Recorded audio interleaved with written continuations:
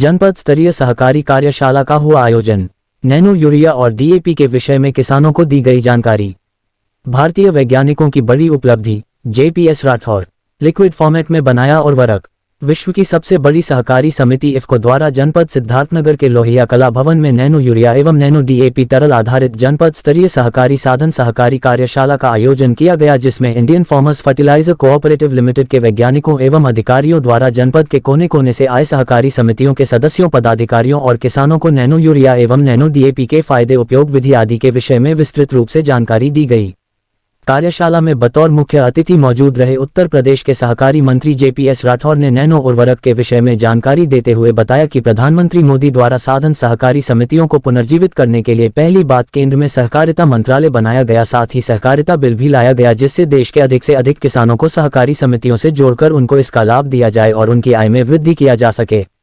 इसके अलावा दिवालिया होने के कगार पर खड़े जिला सहकारी बैंकों को भी भारी बजट देकर जीवित किया गया है, जिससे किसानों के डूबे पैसे उन्हें वापस किया जाए। साथ ही उन्होंने किसानों को संबोधित करते हुए कहा कि बिना किसी दरवा संकोच के किसान भाई जिला सहकारी बैंकों में अपने खातों का संचालन सुचारू रूप से कर सकते हैं।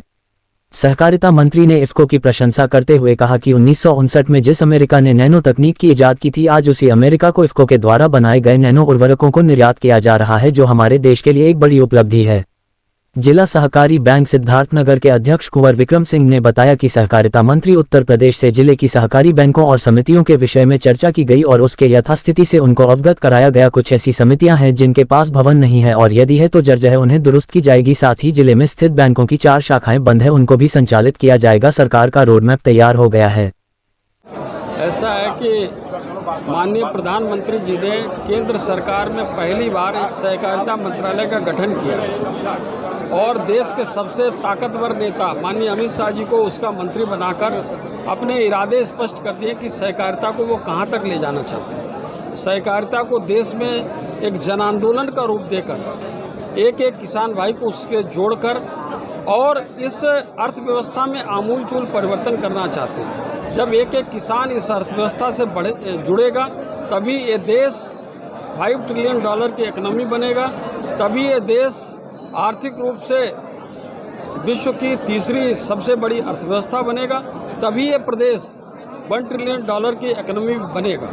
तो इस दृष्टि से सहकारिता का बहुत बड़ा योगदान है, जिसको लेकर नई नई सहकारी समितियों का गठन करना, सहकारिता की सदस्यता को आगे बढ़ाना, उसको करना और जो खाद की दिक्कत है उसको दूर करके यूरिया डीएपी पहुंचाना, गेहूं खरीद करना, धान खरीद करना और इसके साथ साथ इन पैक्स के माध्यम से पेट्रोल पंप, गैस एजेंसी से लगाकर जन औषधि केंद्र खोलना, तमाम ऐसे नए कार्यक्रम और क्रियाकलाप जिसमें फूड प्रोसेसिंग यूनिट लगाना, जिसके कारण इसकी आय भी बढ़े ताकि ये वाइबल हो सके। सहकारी समितियाँ इसको सीएससी के रूप में भी कन्वर्ट करेंगे, जिसमें 54 प्रकार की सुविधाएं, प्रमाण पत्र, आय प्रमाण पत्र, जन्म प्रमाण पत्र, जाति प्रमाण पत्र से लगाकर आधार कार्ड से लगाकर और पासपोर्ट तक देने की भी व्यवस्था आगे इसमें मुकम्मल करेंगे। तो ये सहकारी समितियां हमारी रीढ़ हैं और इसका कंप्यूटराइजेशन कर सभी प्रकार के भ्रष्टाचार को भी ख़त्म करने के लिए माननीय अमित शाह जी ने योजना बनाई है। मुझको लगता है आगे आने वाले समय में सहकारिता बहुत अच्छे अपने मुकाम पर पहुंचेगा और इससे देश के सभी किसानों को बहुत बड़ा लाभ होने वाला है। इसमें सबसे बड़ी दिक्कत ये थी कि लोगों ने एक विश्वास खो दिया है बैंक से, और जो भी जिनका भी पैसा जमा था उनका अभी तक हम नहीं दे पा रहे थे, लेकिन अभी मंत्री जी ने वो आश्वस्त किया है कि जिनका भी पैसा है सभी लोगों का भुगतान समय से किया जाएगा।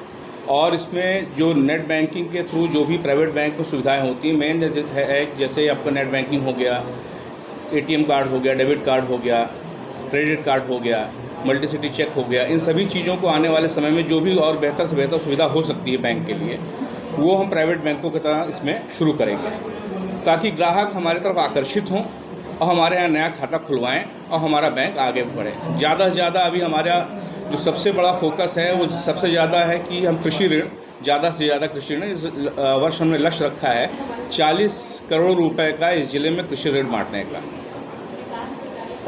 जो पुराने बकायेदार हैं जी, जो पुराने खाता धारक हैं, उनके लिए क्या है? उनके लिए है वो आएँ, अपना पैसा लेके जाएँ, हम पैसा दे देना शुरू कर दिए हैं।